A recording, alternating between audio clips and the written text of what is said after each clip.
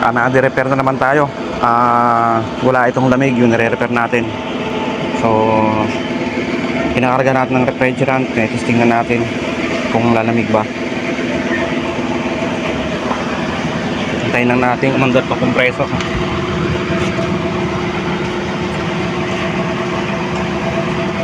Pag lumamig, very good. So bali ito ay window type na carrier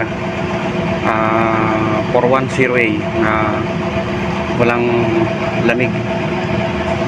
Bali ito hindi na umaandar yung compressor nya, namamatay na. So chinek natin, wala na nakarga. So ito, i-repair na natin ito ngayon. Bali obserbahan na lang natin kung anong magiging resulta. So what?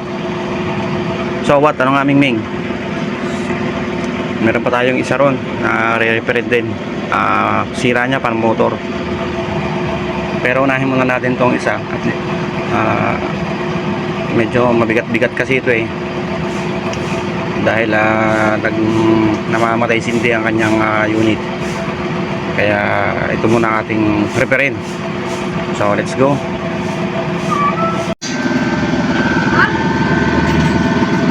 So ito na yung nire-repair natin na carrier window type na 410A. So nangyayari dito nung nagkaroon siya ng lamig, nakakargahan natin ng refrigerant, sabi nung customer natin lumalabas yung CF. So ang CF sa window type na carrier ay ito ang nagiging problema. Itong sensor na ito, pag yan ay nagkaroon ng kalawang na, hindi na niya masense yung lamig.